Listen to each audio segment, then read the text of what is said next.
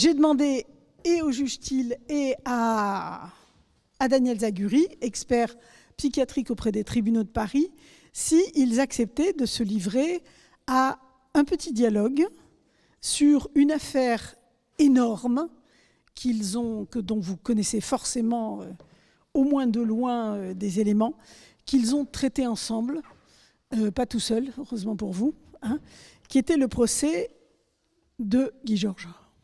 Voilà. Donc, est-ce que vous pouvez nous parler de cette affaire, Daniel, peut-être pour commencer, pour permettre au juge de souffler un peu, quel a été ton rôle dans ce procès? Peut-être déjà dire un tout petit peu ce qu'est le rôle d'un expert psychiatrique. Oui.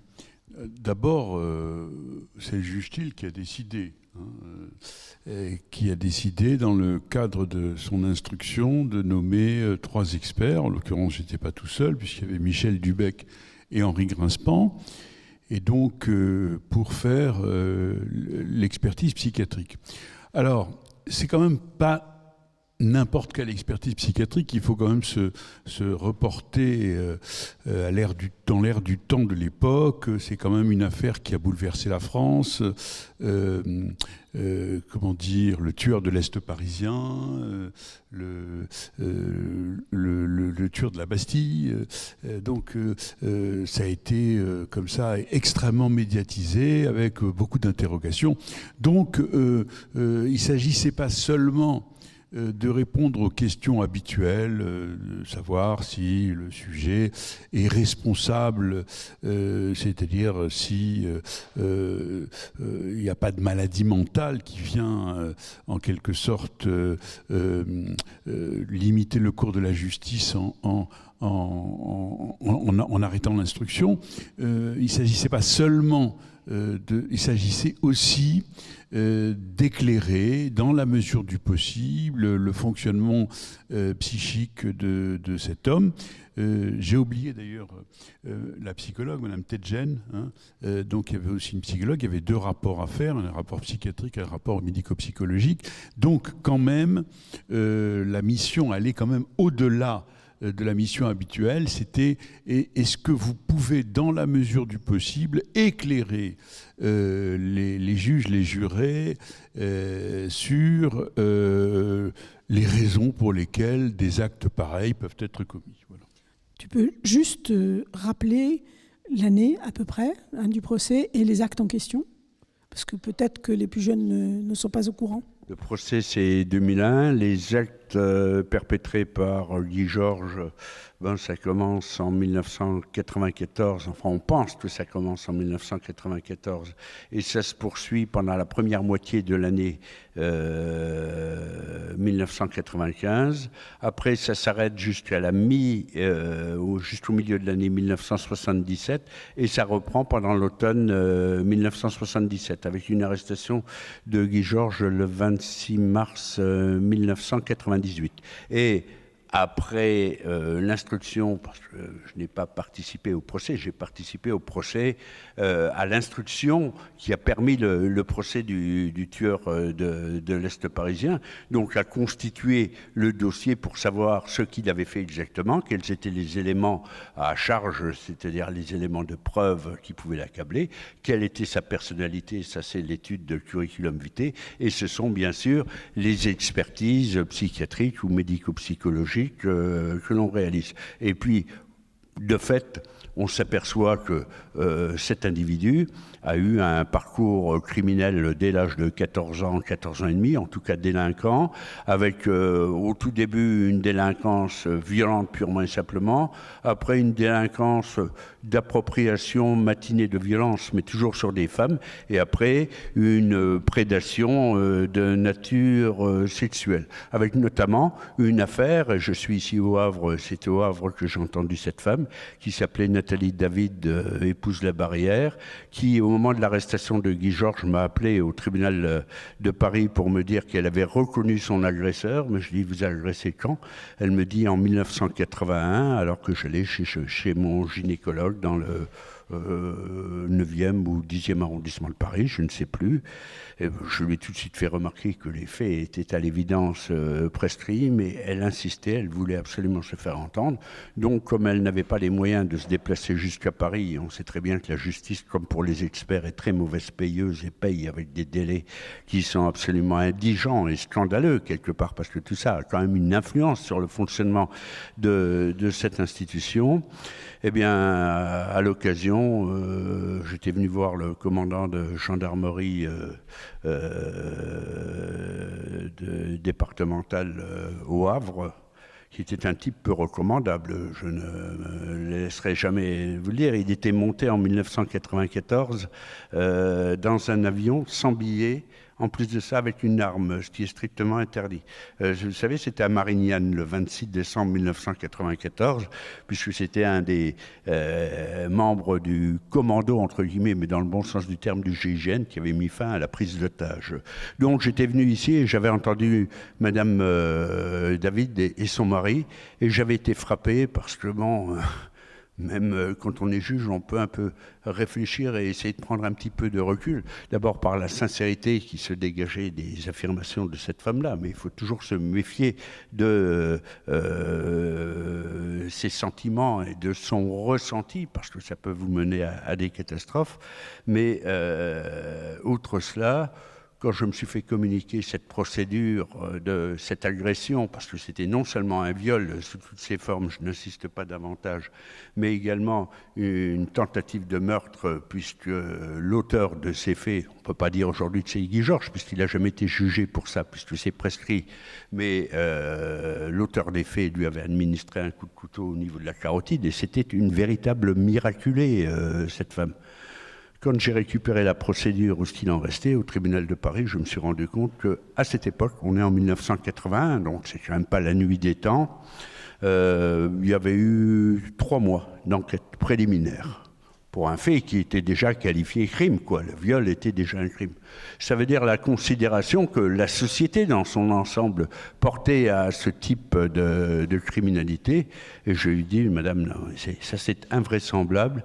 Elle m'avait dit, mais moi, je veux rien, je veux juste dire, je veux pas d'argent, mais je lui avais dit, il faut attaquer l'État devant un tel dysfonctionnement aussi lourd. Et elle était débordée partout, son mari venait d'être mis au chômage, ils n'avaient plus un sou, elle avait dit, mais l'avocat, comment je vais faire? Et j'ai fait une chose, je peux l'avouer, maintenant je pense que c'est prescrit aussi, qu'un juge ne peut pas faire. Je dis, je vais m'occuper de vous trouver un avocat. Et je m'étais dit, et je ne me suis pas trompé, que parmi tous les avocats des victimes de Guy Georges, puisque malheureusement elles étaient nombreuses, il y en a bien un qui pourrait s'occuper gracieusement d'attaquer l'État devant le tribunal administratif pour faute lourde. Et finalement, c'est ce qui est arrivé. Et c'est la seule belle chose qui est arrivée dans cette affaire du tueur en série, c'est que cette femme qui était tombée dans les oubliettes avec son affaire a pu se reconstituer une sorte de santé financière, alors que je peux vous dire que c'était vraiment pas ce qui l'a motivé, si peu que ce soit. Est-ce que vous pouvez nous rappeler les charges contre Guy Georges? Les charges, elles étaient de nature. Alors, ce qu'il faut savoir, la difficulté, bon, quand une femme est assassinée, bon, on pense tout de suite, parce qu'on a des esprits étriqués, surtout de bonhomme, c'est peut-être son mari, parce qu'elle avait dû trop l'embêter, ou son amant, ou alors il y a une démarche d'appropriation derrière le crime qui permet de laisser des traces, parce qu'on va récupérer tel objet, ou on va réapparaître tel objet qui a disparu. Un tueur en série, sa particularité, et c'était le cas de Guy Georges, puisqu'il nous a expliqué que quand ça le prenait, il partait en chasse. Et donc, il se mettait à une terrasse de café, et quand il flashait sur une jeune femme, eh bien, il la suivait, il s'introduisait derrière elle, et au moment où elle arrivait à sa porte palière, il sortait un Opinel numéro 11 ou 12, je ne sais plus, il lui mettait sous la gorge et il la contraignait à rentrer dans l'appartement. Après quoi, il la violait, et après, il l'égorgeait avec une très grande violence. Pas de témoins, ça se passait toujours à une exception près à des heures avancées de la nuit. Il la connaissait pas, donc on peut pas, quand on fait le relationnel des victimes, c'était négatif aussi. Et donc, quand l'auteur d'un crime et la victime d'un crime ne se connaissent pas, ça devient très très compliqué, surtout quand il n'y a pas de témoin. Et là, pour aucune des agressions suivies de mort, c'est-à-dire 8, jamais il y a eu de témoignage. Alors, ce qu'on avait comme élément pour certaines des victimes, 4 d'entre elles, de l'ADN, c'est-à-dire des prélèvements de l'ADN établis à partir des prélèvements nécroscopiques, à partir des prélèvements réalisés lors de l'autopsie des victimes. C'était du sperme retiré de l'appareil sexué des victimes, ou bien alors ça a été par la suite pour d'autres des aveux. Des aveux justement pour les faits pour lesquels il n'y avait pas d'éléments génétiques. C'est-à-dire qu'on était sûr de tenir le bon par la preuve scientifique, l'ADN, et c'est d'ailleurs après l'affaire Guy Georges qu'a été mis en place enfin un fichier qui nous aurait permis à tout coup de l'identifier dès 1995. Alors, contrairement à une affaire de crime passionnel ou un braqueur, si on l'arrête 2-3 ans après les faits, bon, il vaut mieux l'arrêter le plus rapidement possible, c'est mieux. Mais là, il n'y a pas de dégâts. Et si c'est un crime passionnel, en général, ça ne récidive pas. Là, ce qui s'est passé dans cette affaire, c'est qu'en 1995, on aurait dû l'identifier s'il y avait eu un fichier génétique alimenté et donc en capacité de fonctionner. Il y a 2 jeunes femmes, une qui s'appelle Magali Sirotti, qui avait 19 ans quand elle a été assassinée au mois de septembre 1997, et une autre qui est Estelle Magde, qui avait 26 ans et qui a été assassinée en novembre 1997. Donc là on n'est plus dans la fiction, là on est dans le dur du dur, parce que tous les flics qui ont travaillé là-dessus, et moi-même, on a, même s'il n'y avait pas de fichier, on a quand même notre part de responsabilité dans ce qui est arrivé. Et après, le rôle du juge, bien sûr, c'est d'expliquer aux familles des victimes, notamment, ce qui s'est passé. Et la première réaction, je me souviens bien, quand on a su qu'on l'avait identifié le 24 mars 1998, une des premières paroles au sein de la préfecture de police, c'est dire qu'est-ce qu'on va dire aux familles. On pourrait peut-être dire, 31, les progrès de la génétique, etc. J'ai dit non, attendez, là, on est déjà suffisamment mal, ces gens-là ont déjà suffisamment souffert pour qu'au moins on puisse leur dire la vérité.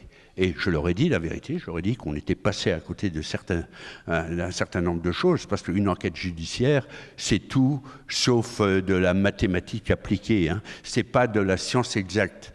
Ça dépend des éléments qu'on a, ça dépend de la qualité des enquêteurs, ça dépend également de la vie des hommes, parce qu'ils peuvent être fatigués, ils peuvent avoir leurs soucis, que ce soit les flics et les juges. Et j'en reviens là, un petit parallèle vers les séries. C'est ça qui est bien dans les séries.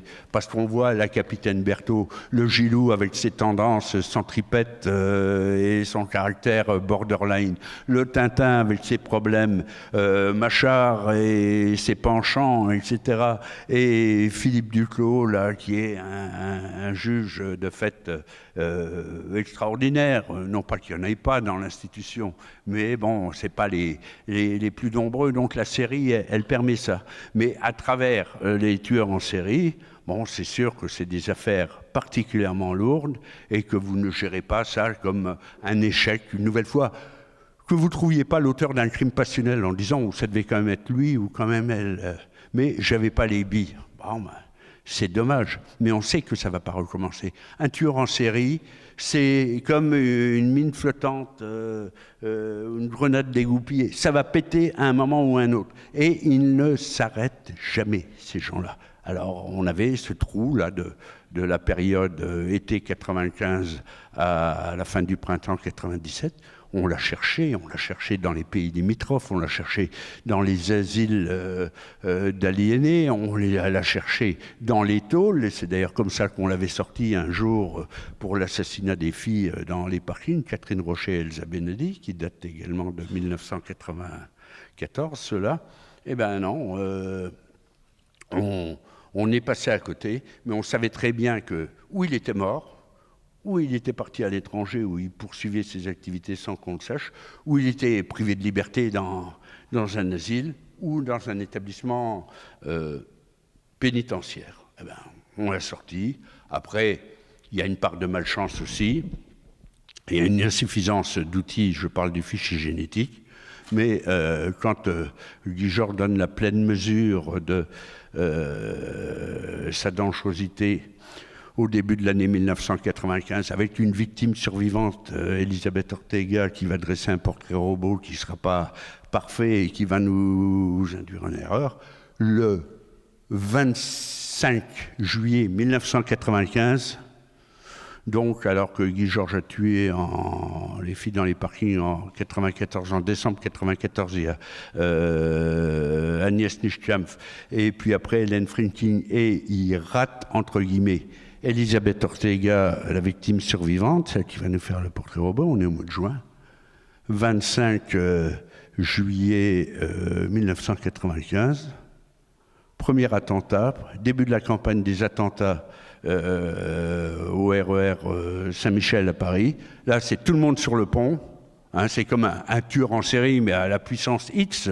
Il y a un commando sur Paris et ça va frapper jusqu'en octobre avant que ça s'arrête. Pourquoi ? Parce que l'essentiel, même si on n'a pas pu arrêter tout le monde, l'essentiel des commandos qui ont frappé à Paris et à Lyon et à Villeurbanne ont été mis hors d'état de nuire. Mais ces mêmes flics-là, la brigade criminelle, ils faisaient de la recherche de terroristes dans la journée. C'était tout le monde sur le pont. Là, il y avait le feu dans la maison. Et le soir, parce qu'ils avaient été tellement marqués par les scènes de crime et puis les contacts, parce que c'est ça qu'on a du mal à imaginer. Vous n'êtes pas fait en bois, que vous soyez juge, que vous soyez flic. Donc, quand vous arrivez sur les lieux, en premier lieu, qu'est-ce que vous faites ? C'est qui a trouvé le cadavre ? Ce qui est arrivé au petit copain d'Hélène Frinking. Alors, il se trouve qu'il était maghrébin. Alors, la mère d'Hélène Frinking, mais bon, on comprend bien, hein, sous la douleur, elle nous a dit qu'on était tous des racistes, etc. Mais c'est comme ça. La première chose, vous mettez à l'écart celui qui a été le dernier à avoir vu, sinon la victime vivante, du moins la victime morte. Et celui qui signale.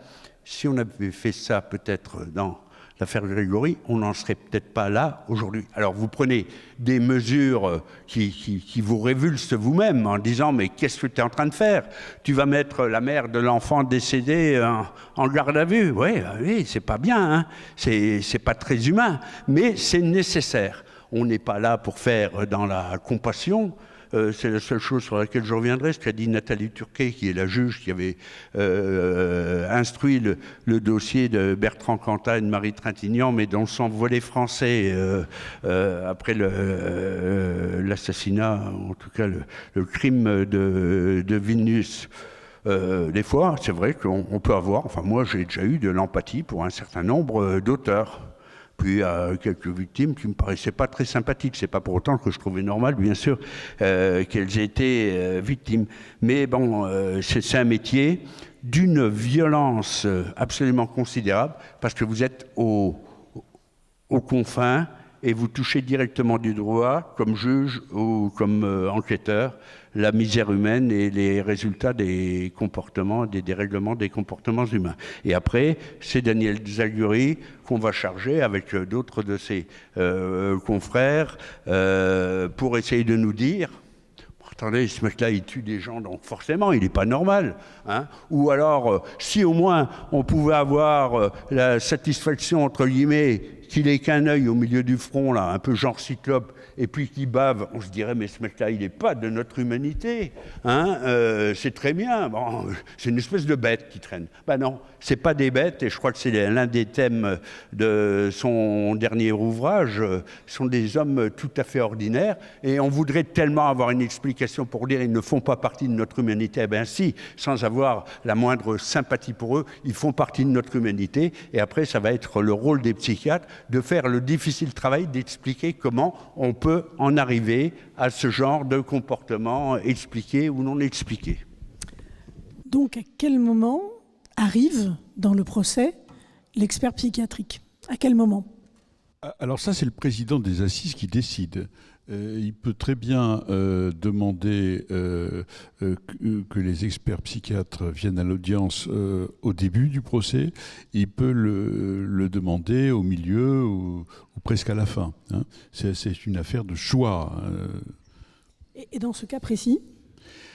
Alors, dans ce cas précis, je ne me souviens plus très bien, mais je pense quand même que c'était... Hein? Dans le premier mois de son arrestation. Non. Ça, c'est la nomination par le juge d'instruction. Mais après, au moment du procès d'assises, 2-3 ans plus tard, c'est le président qui décide si c'est au début ou à la fin.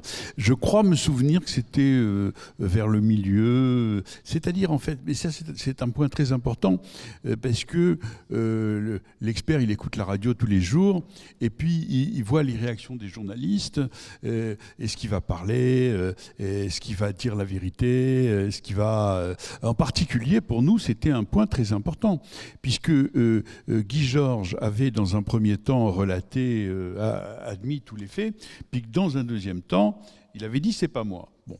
Or, nous, quand nous l'avons vu, il nous a, effectivement, il admettait les crimes qu'il avait commis, et il pouvait en parler, même s'il en parlait de façon assez elliptique.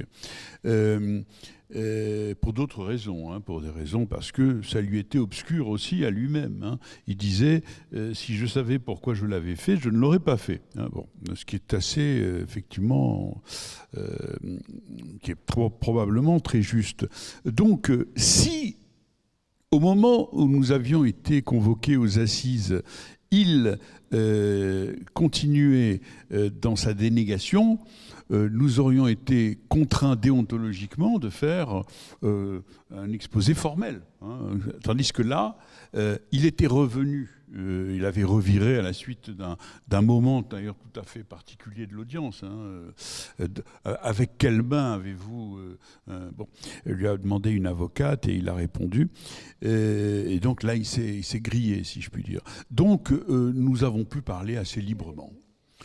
L'avocate lui a demandé... main droite, main gauche. C'est la main droite, oui. D'accord. Vous tournez les pages avec la main gauche, et quand Micro. vous frappez, et donc il fait le geste. Mais enfin, de toute façon, ce qu'il faut savoir aussi, il ne faut pas être complètement dupe, c'est aveux à l'audience, ce renouvellement des aveux à l'audience, parce que de toute façon, il était complètement confondu par la génétique pour 4 affaires et les autres... alors, il avait bien sûr dit qu'il avait été frappé par la police pendant la garde à vue pour les 2, où il a avoué durant la garde à vue. Et moi, je l'aurais interrogé au whisky. C'est ce qu'il a dit à l'audience. Alors, le président lui a dit, alors il vous a fait boire, le juge, et il a dit non, c'est lui qui en buvait, il m'en donnait pas. Donc, cette torture morale absolument inadmissible, autant que fausse, a fait que il était cuit. Et après, les avocats, je ne dis pas que c'est le cas dans ce cas d'espèce, mais il y a aussi le bon moyen de se concilier une forme de bienveillance de la Cour, parce que le président de la Cour d'assises ainsi que les jurés, ils se disent on a obtenu, nous, les aveux. Alors que le type était peut-être complètement flambé à l'instruction, mais il ne l'avait pas avoué. Donc c'est valorisant pour la juridiction de jugement. Disant ce compte juge d'instruction, on a depuis 3 ans, il essaye de le faire avouer, ça ne marche pas. Et regardez, donc il y a un effet psychologique qui peut être utilisé. C'est ce qu'on appelle des stratégies de défense.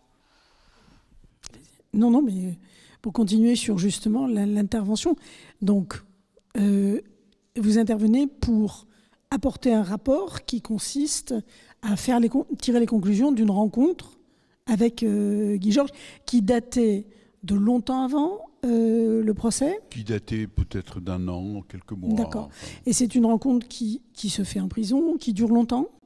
Alors, il se trouve que pour Guy Georges, nous étions 4 experts, donc à nous 4, on l'a vu 14 fois. Donc, on a fait... je ne sais pas si le rapport est bon, mais en tout cas, il est sérieux. Bon. Donc, on l'a vu chacun un certain nombre de fois avec quelques mois de distance, et on a essayé de rendre le rapport le plus complet possible. Mais rendre le rapport le plus complet possible, est-ce que ça veut dire rendre le rapport le plus clair possible? Ça c'est compliqué, parce que ce qu'on nous demande à nous, c'est pas un rapport littéraire, c'est pas un rapport philosophique, c'est essayer d'étape en étape d'éliminer une maladie mentale, d'éliminer une anomalie génétique, d'éliminer un certain nombre de choses, et puis après Alors, non pas de répondre à la question du pourquoi. Moi, j'ai l'habitude de dire que la question du pourquoi, c'est métaphysique et que ça, pourquoi, on ne peut pas y répondre. Mais la question du comment, par contre, on peut peut-être essayer, de l'approcher. Donc, vous, par exemple, vous l'avez vu dans ces 14 fois, 2, 3 fois? Je l'ai vu 3 fois. Ça m'a suffi. Non, mais ça m'a suffi. Quand je dis ça m'a suffi, je ne veux pas dire par là que j'avais des contre-attitudes négatives. C'est ça le plus difficile. Parce que, si vous voulez, quand on est expert, on commence par être citoyen, c'est-à-dire on commence par avoir peur pour ses filles, parce que quand elles sortent le soir, ensuite on lit les journaux et on se dit oh là là, quel abominable personnage, je ne pourrais jamais dialoguer avec un type pareil. Et puis un jour, il y a le juge Thiel qui vous fait le cadeau de vous nommer, et donc vous dites, et donc vous avez nécessairement une représentation anticipée. Or, cette représentation anticipée n'est jamais celle qui va être la vôtre, parce qu'il y a effectivement, tu as employé le mot tout à l'heure, une rencontre. Et là, effectivement, j'ai été surpris parce que j'arrive à la prison de la Santé, elle existait encore à ce moment-là, et tant qu'on a la santé, hein, maintenant on ne l'a plus. Bon. Elle est restaurée. Donc j'arrive à la prison de la Santé et Guy Georges me reçoit très aimablement et me demande comment je vais, me demande de m'asseoir, donc très, très, très courtois, et je me présente, parce que déontologiquement on doit se présenter. Et alors il me dit, mais enfin docteur, tout le monde vous connaît ici. Bon, donc déjà, petite flatterie, bon, donc voilà, et nous avons engagé le dialogue. Et je dis ça parce que c'est relativement facile d'avoir des contre-attitudes négatives, des réactions négatives avec quelqu'un qui a commis des actes horribles, mais ce qui est plus difficile à vivre, c'est d'avoir des mouvements d'empathie et de sympathie. Alors, or, ça a été le cas, c'est-à-dire qu'en fait, mon métier consiste à éprouver et à restituer et à faire une analyse. Donc si j'arrive blindé de défense et que je dis ce type-là est un monstre, un salopard, je ne pourrais pas faire une expertise. Donc il y a eu effectivement, d'autant qu'il était fort affable, il y a eu des moments Alors je pense en particulier, alors il avait un talent extraordinaire pour repérer les failles ou les goûts de chacun. Hein. Pas un grand intellectuel, mais... Alors, donc Grinspan, c'était le chasseur. Dubec, je ne dirais pas ce que c'était. et moi, c'était le football. Bon. Donc, il a repéré chez chacun, parce que moi, je ne m'intéresse pas aux femmes, je m'intéresse au football. Bon, okay. Donc, pourquoi je me suis intéressé au football? Parce que lui, dans les 5 premières années de sa vie, il s'appelait Rampillon. Il s'appelait Rampillon et on n'a rien trouvé de mieux que de lui faire changer de nom et de l'appeler Guy Georges. Et donc, moi, je lui dis Rampillon comme le joueur du football club de Nantes dans les années 70. Ah! Il me dit, vous vous intéressez au foot, vous connaissez Rampillon. Et à ce moment-là, on s'est mis à parler foot. Et puis au bout d'un moment, je me suis dit, mais enfin, je ne suis pas au Café du Commerce avec un copain. Bon, non, mais si vous voulez, et ça, c'est nécessaire. C'est nécessaire qu'il y ait des moments comme ça. Et alors, les journalistes vous demandent tout le temps, mais vous faites manipuler, vous faites avoir. Mais c'est mon métier de me faire manipuler. Ce qui est grave, c'est pas d'être manipulé. Ce qui est grave, c'est de ne pas s'en apercevoir. Voilà. Donc, on rentre dans une relation, et dans cette relation, il y a des moments, et il y a des affects de sympathie, d'horreur, de répulsion, de dégoût, de compréhension. Enfin, il y a beaucoup de choses. Et puis après, on essaie d'en faire, si je puis dire, quelque chose, d'en faire un rapport. Et donc, est-ce qu'il y a une évolution dans les 3 moments, entre les 3 moments où vous vous êtes vus? Est-ce qu'il y a eu une évolution dans la relation entre vous deux?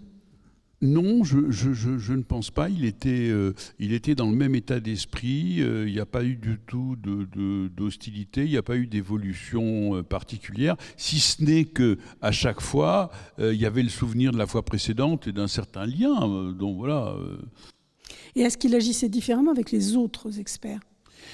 Oui, dans le sens, si vous voulez, il y a quelque chose de très particulier chez un certain nombre de sujets, dont quelques tueurs en série, c'est-à-dire une extrême difficulté à l'introspection, à l'insight, à rentrer en contact avec eux-mêmes, mais qui est inversement proportionnelle à leur captation de l'autre. Des autres. Voilà. Et donc, je dis le football, mais ça pourrait être autre chose. Donc, il y avait une très grande attention à mes propres mouvements psychiques chez lui, qui est un point tout à fait particulier et qui malheureusement a peut-être aussi à voir avec les actes criminels. Parce qu'il se trouve, alors je ne l'ai jamais dit au juge Thiel, mais bon, c'est l'occasion. Il s'est fait devenir alors. Hein? Vide ton sac. Je vide mon sac, oui, d'accord. Non, ça c'est le hasard absolu, c'est que avant qu'il soit appréhendé, j'avais été approché avec d'autres par les enquêteurs, qui étaient d'ailleurs complètement désemparés, et qui nous avaient montré les photos des jeunes femmes vivantes et puis malheureusement des cadavres. Ils nous avaient demandé ce qu'on en pensait. Ben alors, on avait juste quelques minutes on s'est passé comme ça d'une manière assez curieuse. Et moi, ce qui m'a frappé chez ces jeunes femmes, c'est qu'elles avaient un point commun. C'est-à-dire qu'elles étaient toutes jeunes, jolies, mais qu'elles avaient un dynamisme vital tout à fait exceptionnel. Et au fond, le sentiment que j'ai, c'est que c'est ça qu'il a voulu détruire. C'est ça qu'il a voulu détruire, c'est ça qu'il a voulu vampiriser, c'est de ça qu'il a voulu s'emparer. Il a vu passer des jeunes femmes jeunes et jolies, comme probablement dans son fantasme sa propre mère qu'il a abandonnée, et à partir de là, il les a détruites. Parce que s'il y a bien quelque chose qu'il faut avoir à l'esprit, enfin je le dis comme ça de manière un peu brutale, c'est que ça n'a rien à voir avec la sexualité. Des filles, il en avait quand il voulait, comme il voulait. Alors on dit qu'il était beau garçon, moi je n'ai jamais trouvé, mais enfin ça je ne suis pas une femme. J'avais remarqué, oui. Bon, donc voilà, donc en tout cas il avait une facilité à avoir des rencontres sexuelles. Donc là, il s'agit d'autre chose. Il s'agit de détruire quelque chose de très particulier dont lui-même n'a pas conscience. Parce qu'il ne sait pas. S'il sait, il part avec son kit, si je puis dire, criminel, il sait ce qu'il va le faire, il sait comment il va le faire, mais il ne sait pas pourquoi il le fait. Et est-ce que les 14 rencontres avec 4 experts, vous vous réunissez, j'imagine, les experts, et vous confrontez ce que vous pensez? On ne se réunit pas toujours. Hein. Attends, là, je ne parle pas de Guy, on se réunit, on se téléphone. Pour Guy Georges, là aussi, je vais faire un scoop pour... on est allé au restaurant. Hein, donc, on est allé au restaurant et on en a parlé, mais on en avait parlé au téléphone aussi. Hein, donc on se réunit, on se partage le travail.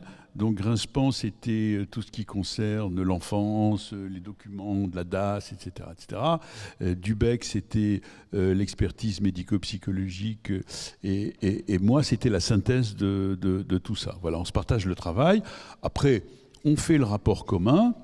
Et puis, si on n'est pas d'accord avec telle ou telle formulation, on le dit aux copains et puis il change. Voilà. Et ce rapport donc est envoyé au juge? Ce rapport est envoyé au juge, oui. Qui en fait quoi?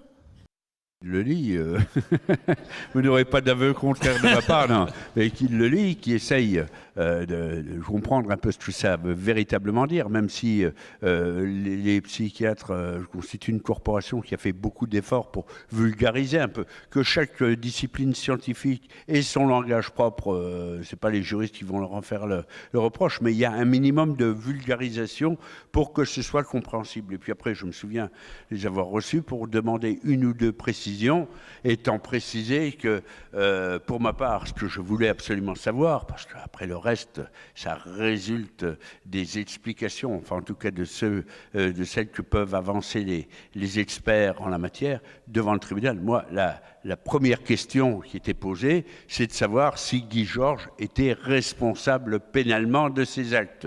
Parce que s'il ne peut pas se contrôler, c'est une abolition de son discernement. Donc ça veut dire interné pour une durée indéterminée qui peut être à vie dans un établissement psychiatrique, ou bien alors s'il y a une altération de son discernement, ça veut dire quasiment automatiquement qu'on va descendre dans l'échelle de la peine prononcée. On sait qu'il a eu le maximum de l'époque, le perpétuité, avec 22 ans de peine dite incompressible. je l'ai écroué, c'était encore avant la création du juge des libertés de la détention, c'était le juge d'instruction qui plaçait en détention. Je l'ai mis en détention donc en 1998, 22 ans, le 25 mars 2020, donc dans un an et 4 mois ou 7 mois, je ne sais plus, oui. La question se posera. Non pas qu'il va sortir automatiquement, hein, bien évidemment, mais ça veut dire que jusqu'à présent, s'il demandait une mesure d'aménagement de sa peine, une permission de sortie, une semi-liberté, j'étais même pas examiné puisqu'il est sous l'empire de la peine de sûreté. Mais après, ça va commencer à se rediscuter. Et ça remet également, bien sûr, en perspective tous les débats qu'il y a eu sur la perpétuité réelle, avec tout ce que ça pose comme problème, notamment de gestion au sein des administrations pénitentiaires, ne pas faire quand même des gens qui sont déjà particulièrement violents, des bêtes sauvages, et puis la peine de sûreté en quelque sorte perpétuelle qui fait qu'une fois qu'on a purgé sa peine, on ne sort quand même pas de prison. Ce sont des problèmes extrêmement lourds qui sont posés à travers ça. Un mot encore sur le volet psychiatrique donc je lis le rapport et puis je constate qu'il n'y a pas ni d'altération ni a fortiori d'abolition de son discernement. Je le notifie à Guy Georges et puis voilà, comme il ne me demande pas de contre-expertise ou de complément d'expertise et que pour ma part je ne juge pas utile, je considère que le travail est complet et même très complet parce qu'effectivement c'est une expertise qui sort de l'ordinaire par rapport à bien d'autres, compte tenu de la lourdeur du cas, compte tenu des enjeux. Mais il faut savoir aussi que dans ce talent, effectivement, Guy Georges, c'était pas un grand intellectuel, mais c'était un instinctif qui devinait chez les gens et qui, je crois, assez à l'idée de cette espèce de vampirisation de l'énergie vitale des jeunes femmes qu'il a tuées. Il vivait dans les squats. Guy Georges, et il était très jovial, il avait des compagnes en veux-tu en voilà qui l'ont toujours décrit ses meilleurs auspices, et il y avait un psychiatre, comme quoi ce métier peut rendre fou, mais je ne parle pas mais un psychiatre qui était passionné par la population qui vivait dans les squats, je ne sais plus son nom, mais il a écrit un bouquin. Eh bien, le jour où Guy Georges a été déféré au palais de justice pour être mis en examen, il était au bas, là, avec quelques babacools dans le palais de justice de Paris, en disant mais que c'était pas possible, ce Guy Georges, il le connaissait bien, que c'était une effroyable erreur judiciaire. Et ce psychiatre, après, a écrit quand même un bouquin par la suite, pas forcément pour aller à Canossa, mais en disant, voilà, moi j'ai vécu des années et des années avec lui, jamais je n'ai pu imaginer une seule seconde que ce type-là était un tueur en série. Alors, ça veut dire en partie double personnalité, mais c'est pas aussi simple que ça. C'est un type qui, effectivement, comme vient de vous le dire l'expert, ne sait probablement pas pourquoi il tuait et pour lequel la jouissance que lui procurait l'acte de tuer était assez éloignée de la phase sexuelle proprement dite. C'était sa toute-puissance sur ses victimes qu'il faisait disparaître. Voilà. Et une fois que vous avez ce rapport, que vous l'avez lu et que vous le considérez valable, est-ce qu'il est possible de décrire comment ça influe sur votre décision ? Moi, ma décision, elle est simple. C'est pas moi qui vais le juger. Il y a une séparation entre les fonctions de l'instruction. Le juge d'instruction, de fait, c'est un flic judiciaire. C'est un flic qui est un peu moins sur le terrain que les flics habituels, mais une commission rogatoire, c'est la délégation des pouvoirs du juge d'instruction, tel que celui-ci les tient de la loi, à des équipes d'enquête qu'il choisit, à qui il confie l'ampleur de la mission, le délai, de la même façon qu'il va choisir les experts, il va définir les contours des missions. Donc le juge d'instruction, déjà, c'est un gros sous-traitant. Mais une fois que son dossier lui paraît complet, il va passer la main à d'autres. Il va passer la main à une juridiction de jugement. Pour ça, il va faire un bilan de son propre travail. S'il estime qu'il n'y a pas suffisamment d'éléments pour juger la personne, on ne va pas encombrer la justice avec ça. Donc il va faire un non-lieu. Il va constater l'échec de sa tentative d'identification de l'auteur de tel fait qualifié de telle façon. Et puis quand il estime que la personne ou les personnes mises en examen, il y a suffisamment d'éléments, suffisamment de charges pour penser qu'il est bien l'auteur des faits, eh bien, on passe la main à quelqu'un. Ça s'appelle une ordonnance de renvoi devant le tribunal pour enfants si la personne poursuivie est mineure, devant le tribunal correctionnel si les faits poursuivis sont de nature délictuelle, et devant la cour d'assises si les faits sont qualifiés crime. Et après, ce sont d'autres qui jugent. C'est le principe de séparation des autorités de poursuite. Le parquet poursuit, il ne décide pas, des autorités d'instruction et des autorités de jugement. Donc après, je donne mon dossier avec tout ce qu'il y a dedans, les PV de perquisition, d'audition, mes interrogatoires, les réquisitions, les expertises diverses, les rapports d'autopsie des victimes, les prélèvements toxicologiques, enfin il y a des tas de choses. Et puis vous avez une cote aussi renseignements personnalité, alors ça va du casier judiciaire avec toutes les investigations qu'on a faites. Donc pour Guy Georges, qui avait commencé ses activités délictuelles puis criminelles à compter de l'âge de 14 ans, qui était passé dans des tas d'établissements pénitentiaires où des tas de psychiatres l'avaient vu pour un certain nombre d'infractions. Puis on va attendre les instituteurs, on va saisir les dossiers médicaux, puisqu'on juge des faits, bien sûr, mais on juge également un homme dans toute sa complexité. Et pour essayer de l'apprécier au mieux, eh bien, on va chercher les éléments auprès de ceux qui ont été amenés à le connaître ou à le juger sur le plan scolaire, sur le plan psychiatrique et sur le plan du gardiennage. Je parle là de ces longues périodes carcérales. Et est-ce que ce procès précis a été différent des autres pour vous ? Oui, alors, si vous voulez, il y a une telle attente qu'on a envie de ne pas passer à côté, d'être à la hauteur, si je puis dire, des enjeux. Et donc, on a envie de bien faire son travail. Puis on se dit, alors là, il y a des gens qui vont le lire. Dans 20 ans, dans 30 ans, il y a des historiens qui vont se pencher sur le procès. Donc autant ne pas dire trop de bêtises, mais dans la mesure du possible. Hein. Mais tu as dit plusieurs choses là. Le juge l'expertise, c'est fait pour le juge d'instruction, mais c'est fait aussi pour la juridiction de jugement. Et les attentes ne sont pas les mêmes. En caricaturant, je dirais que le juge Thiel, il s'en fiche un peu que le rapport soit bien fait ou pas bien fait. C'est pas vrai, parce que là, il a vu passer une des affaires les plus importantes de sa carrière. Il avait envie qu'il y ait de bonnes expertises, mais à la limite, ce qui est important pour lui, c'est de savoir si son instruction va continuer ou pas. Tandis que le président des assises, lui, il veut, dans la mesure du possible, le rapport le plus éclairant possible, le plus étoffé possible. Hein. Alors que l'attente du juge d'instruction, c'est que ça aille vite. Par rapport au psychiatre, alors effectivement, ce psychiatre là, qui travaillait dans les squats, il est tombé de l'armoire. Parce que ce type plutôt sympa, qui connaissait comme voyou, psychopathe, il n'imaginait pas que c'était lui, le tueur de l'Est parisien. Et c'est ça qui fascine le public, c'est ce clivage. C'est-à-dire comment imaginer, on n'arrive pas à joindre les deux bouts, comment imaginer que ce bonhomme-là ait pu commettre ces actes-là. On n'y arrive pas. On n'y arrive pas parce que lui-même n'y arrive pas. C'est-à-dire qu'il y a, si vous voulez, il y a une partie psychique qui est pseudo-adaptée, qui est pseudo-normale, ils sont responsables. Et puis, il y a quelque chose qui s'exprime dans le désordre des conduites.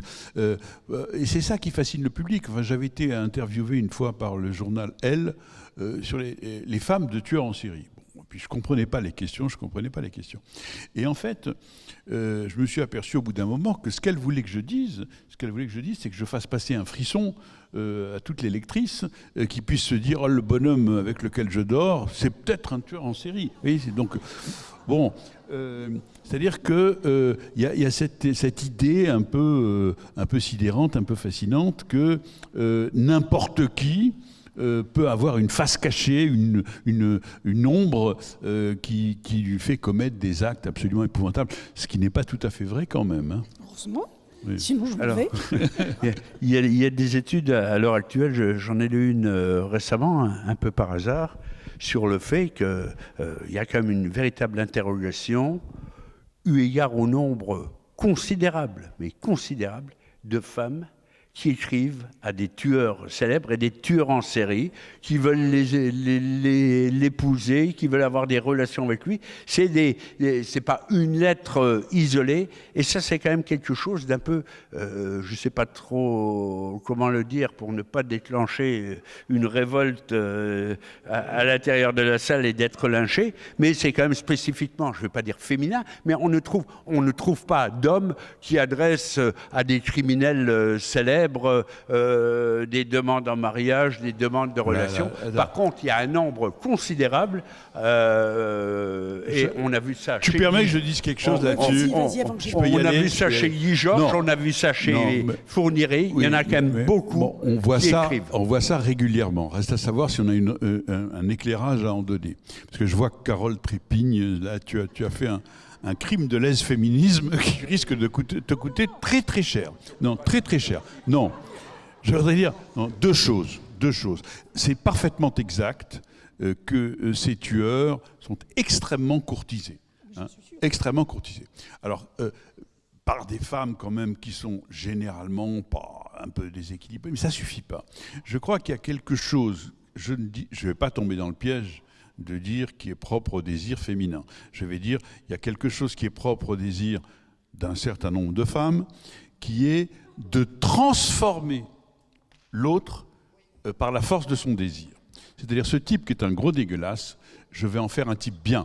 Ce type qui est un gros salaud, qui est un assassin, je vais en faire un type honnête. C'est-à-dire que... Une œuvre de rédemption. Mais bien sûr. C'est pour ça que absolument. De réparation, absolument, de réparation. Et la force...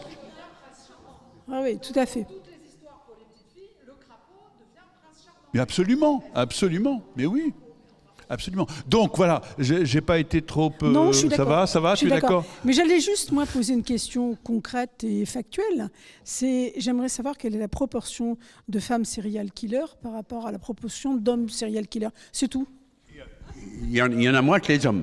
Il y en a moins que les hommes, mais il y en a un certain nombre d'entre elles. D'abord, il y a toutes celles qui ont sévi à l'époque de l'Union soviétique. Alors, l'Union soviétique, il n'y avait pas dans les statistiques et policières et judiciaires la moindre trace d'un quelconque serial killer d'un sexe ou de l'autre. Pour la bonne raison que le principe même sur lequel était bâti cet État totalitaire, c'était de dire c'est fait pour l'intérêt de la classe ouvrière et du peuple, dont ceux qui sont contre, ce qui a généré toute la mise en place d'un système psychiatrique, vous êtes contre le système, c'est que vous êtes malade. Donc, on va vous interner. Ça, c'était le premier volet de la question.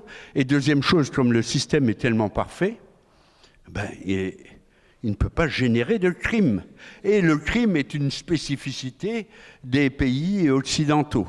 Donc, maintenant, on s'aperçoit qu'il y a eu tout un tas de femmes, leur nom ne me revient plus, mais c'est des noms à bonne consonance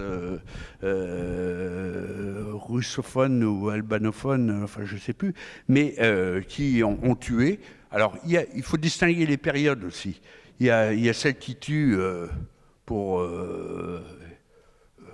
effectuer des actes de cannibalisme après, mais quand c'est pendant les périodes de grande famine, etc., on voit des femmes qui mangent leurs enfants qu'elles n'ont plus allaiter et qui tuent d'autres personnes à des fins purement alimentaires, à défaut d'être dégustatives, mais des femmes tueuses en série qui se font passer pour infirmières, qui, je ne parle pas des faits récents, mais qui tuent tout en série, là, il y en a un bon paquet, donc ne comptez pas sur moi pour accréditer la thèse que des statistiques permettraient, par rapport à ce que j'ai dit précédemment, de réhabiliter le féminisme tel que Zalguri prétend que vous le voyez.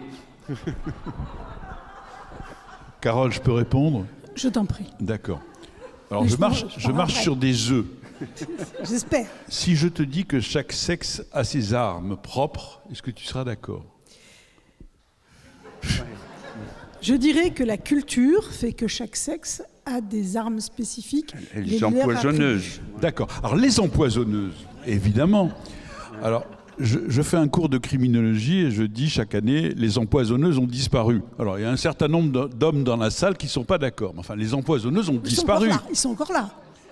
Elles ont disparu. Elles ont disparu avec les banquets. Mais effectivement, beaucoup de femmes utilisaient le poison qui ne nécessite pas de force physique. Bien sûr.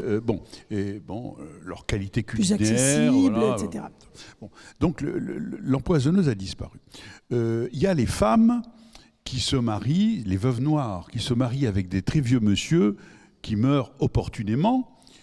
Elles endossent l'héritage, elles partent ailleurs et elles se marient avec un très vieux monsieur qui meurt opportunément, etc., etc. Oui ou non? Le cinéma nous a montré ça. Voilà, le cinéma nous a montré, il y a eu quelques films comme ça. Et puis, il y a donc et puis il y a les infirmières ou les médecins femmes qui au fond utilisent l'alibi de l'euthanasie pour tuer. J'ai malheureusement expertisé une de ces aides-soignantes qui avait tué dans une maison de retraite 7 personnes âgées. Donc il y a, je dirais, une spécificité des modes opératoires féminins qui fait que ça n'est pas la force physique, que ça n'est pas du tout la même façon de tuer. Ça existe, mais enfin, soyons honnêtes, dans un rapport à peu près de 1 sur 10. Hein. Voilà, c'est tout. Je ne demandais pas plus. Parce que... J'aurais pas dû le dire. Mais j'aurais insisté. Je vois que Carole est obligée de modérer ses ambitions. Maintenant, on en est à une question de statistiques. Je peux peut-être argumenter, peut-être. Allons-y. C'est-à-dire qu'effectivement, je crois qu'il serait très faux de dire que les femmes sont incapables de tuer. Évidemment, tout ce que nous avons appris sur le Rwanda, sur les femmes au Rwanda, le rôle des femmes, effectivement, dans le fait de tuer à la machette, alors là, c'est physiquement, je parle de quelque chose de récent, en 93, mais on peut dire ça aussi pendant la période du nazisme, enfin bref, on le sait que les femmes, effectivement, et ce serait délirant de dire le contraire, sont parfaitement capables de pulsions et d'actes meurtriers, évidemment. Mais simplement, j'en restais au serial killer au sens du fait divers, et là, l'infirmière, par exemple, l'exemple des infirmières répond à ça. Ce sont des serial killers, c'est vrai. Mais c'était simplement pour dire que la façon dont les femmes allaient avoir des pulsions névrotiques dangereuses ne s'exerçait pas de la même manière et qui me semblait, et quand même là la proportion est assez nette, que de dire que si on n'est pas dans des comptes rendus de type stalinien, de type rwandais, de type nazi, dans l'ordinaire de la vie, des femmes qui ne sont pas des saintes, qui ont tous les défauts du monde et qu'il faut attaquer sur plein de choses, fonctionnent différemment. Alors, permets-moi de rajouter juste un petit point, quand même, qui va te déplaire.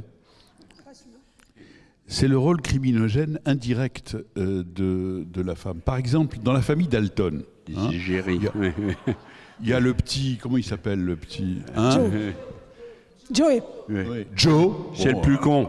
Il n'y a pas besoin d'une expertise pour ça. Il y a le grand Avrel. Il y a le grand Avrel. Mais qui c'est qui organise tout ça? Qui c'est qui les réunit? On y est. Qui c'est qui leur permet de commettre leurs exactions? C'est quoi leur port d'attache? Rappelle-moi qui a écrit ça. Ouais. C'est Enrico Macias. Mon port d'attache, c'est toi, Carole. Ouais. Le sexe d'Enrico Macias? Je ne suis pas tenté pour ma part. Mais non, mais bon, quand même, c'est Uderzo, si je ne dis pas de bêtises. Donc, bon, c'est sûr qu'on a affaire à des questions culturelles. C'est pour ça que je ne répondais pas sur le côté naturel des sexes, bien évidemment. Et que c'est vrai que la représentation de la mère comme étant ensuite en possession, etc., oui, il y a une réalité aussi. Mais ça mérite juste une complexité. Ouais. Ma Dalton. Voilà, je pense que nous saluerons la réactivité d'Aurore. C'est assez impressionnant. Oui, tout à fait. Oui. Mais je sais, mais il faut qu'elle choisisse son camp, cette fille. Donc,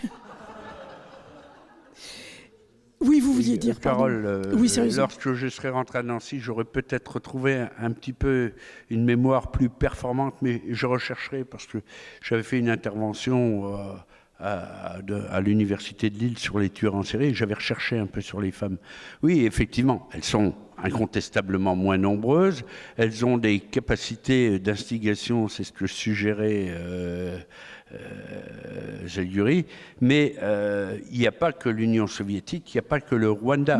Il y en avait une qui s'appelait Weber, pas la Simone, elle c'était beaucoup plus artisanale. Jeanne Weber à la Goutte d'Or, c'est en 1905, qui était tellement considérée par les femmes du voisinage que celles-ci, quand elles allaient au lavoir, etc., lui confiaient des enfants. Je crois qu'elle en a buté 9 ou 10, et puis chaque fois elle passait au travers. Et à tel point, après avoir été accusée des pires choses, il y a un magistrat, qui ne sont pas toujours très éclairés non plus, qui l'a pris sous son aile, lui a trouvé un boulot dans une institution qui s'occupait de jeunes enfants handicapés. Alors là, elle en a encore liquidé quelques-uns. Et d'ailleurs, l'affaire n'a jamais été jugée parce que ça remettait tellement en cause les décisions policières et judiciaires en amont que je ne sais pas qu'est-ce qu'ils en ont fait. Enfin, ils ont dû l'interner à vie. Et puis, il y en avait une aussi aux États-Unis. Son nom me revient maintenant. C'est Nanny Doss. Alors celle-là, c'était... voilà. J'y pense parce que c'est Daniel Zalguri qui disait qu'il avait été interviewé par le journal Elle. Eh bien, Nanny Doss, elle était abonnée à des revues encore moins élaborées que le journal Elle, genre Nous deux ou Intimité, etc. Et elle lisait les romans à l'eau de rose. Et chaque fois qu'elle trouvait un mari, alors bon, c'était toujours, ça se passait pour l'essentiel au Texas. Donc les mecs, ils buvaient, ils étaient infidèles, souvent c'était les deux à la fois, mais même quand elle est tombée sur des types qui ne buvaient pas et qui étaient fidèles, elle les a tous zoqués avec une régularité de métronome. Et ça a duré 20 ou 25 ans, cette histoire. Je crois qu'elle a dû en tuer 12, 13 ou 14. Et de la même façon, quand on lit les rapports relatifs à ce procès-là, elle ne devait pas savoir exactement pourquoi, et les experts non plus, et donc la justice n'a rien su. Mais vous savez, je crois que quand on commence à citer des exceptions et des noms précis, c'est que justement, on n'est pas dans une majorité. Et qu'effectivement, on a affaire à des cas particuliers. Alors, qu'on soit clair, évidemment que pour moi, la femme a, comme l'homme, de l'inhumain en elle. C'est clair. Mais je n'ai pas dit que la femme était l'avenir du crime non plus. Moi et non plus. je n'ai pas dit qu'elles étaient majoritaires. Il ne faudrait pas non plus déformer mes propos. Non, Voilà. mais c'est bien que vous les précisiez. Et donc, par rapport à ça, si vous voulez... Vous n'avez pas été maîtresse d'école, vous, dans une n'auriez période pas été antérieure, juge dans vous-même. une vie antérieure, oui. Non, par rapport à ça, et sérieusement, il y a un livre qui est intéressant, qui est paru assez récemment, qui s'appelle « On ne n'est pas soumise, pardon. On ne n'est pas soumise, on le devient », de Manon Garcia, qui reprend le travail de Simone de Beauvoir sur « On ne n'est pas femme, on le devient », et qui explique à quel point la question de la soumission, culturellement, est quelque chose qui est inculqué, aussi bien, je dirais, aux femmes qu'aux hommes, dans l'idée que les femmes doivent être soumises. Et c'est simplement que ce sont des différences de modalité. Je pense que les femmes ont des pulsions meurtrières exactement comme les hommes, mais elles ne les traduisent pas de la même manière. Et c'est pour ça que je parlais de statistiques. Et si on peut continuer sur les statistiques entre les prisons de femmes et les prisons d'hommes, il me semble que là aussi, il y a des chiffres qui sont intéressants. Pas pour dire que les femmes sont incapables d'eux, mais pour dire que dans la société, et là je te rejoindrai, elles fonctionnent différemment. Peut-être par meurtre téléguidé, fonctionnant, ce qui est extrêmement pervers. Et donc, il ne s'agit pas de clamer l'innocence et l'impossibilité des femmes de faire le mal, évidemment que non, mais simplement, ça ne procède pas de la même manière. La population carcérale est féminine à hauteur de 3,4%. Donc, ça veut bien dire que ce n'est pas la même proportion entre les hommes. Mais on peut peut-être aussi se pencher sur la question de savoir si cette justice est véritablement efficace. Mais ce que tu dis est extrêmement important parce que le déni qui est associé à la criminalité féminine est tel que, par exemple, on n'a pas voulu voir les femmes délinquantes sexuelles jusqu'à une période extrêmement récente. Ça n'existait pas. C'était frappé d'inexistence. Hein. Donc, les premières femmes, si je puis dire, mises en examen et incarcérées pour des affaires de délinquance sexuelle, ça remonte à une quinzaine d'années. Quinzaine d'années. Ah oui. Effectivement, c'est même pas de la dénégation, c'est du déni. Au sens où ça n'existe pas. C'est ça, on nie une réalité. Oui, oui, mais c'est certain. On a affaire à une épaisseur là, de représentation qui est énorme. Je pense que c'est pour ça que les séries s'intéressent tellement aux serial killers, et on va en parler tout à l'heure avec Virginie Braque et toi-même, parce qu'effectivement, ça reste une inconnue, et c'est vrai qu'on a l'impression que dans le grand public, l'idée, c'est le serial killer, c'est un monstre. Comme ça, il est fort clos, il est loin de moi, il est loin, je peux être fascinée, je peux lui écrire des lettres éventuellement pour le ramener. Je crois que l'analyse est très juste, c'est le ramener dans le droit chemin. Mais effectivement, d'un autre côté, ça ne prend pas en compte cette chose que moi qui ne suis pas juriste, je mettais simplement sur le terrain, que nous avons, tout humain a de l'inhumain en lui. Il est capable d'imaginer l'inhumain, ce qui donne justement cette tension au niveau des procès et cette fascination pour les procès. Tout à l'heure, tu posais la question de pourquoi ces femmes, effectivement, écrivent aux tueurs en série, etc. Moi, j'ai envie, toi qui étais maîtresse d'école et enseignante, de qui sont amoureuses les filles en 4e et en 3e? Du premier de la classe? Non? Elles sont amoureuses du type qui en a rien à foutre, qui est au dernier rang, qui fait des conneries, etc., etc. C'est vrai ou c'est pas vrai? Bon, la parole est à Carole.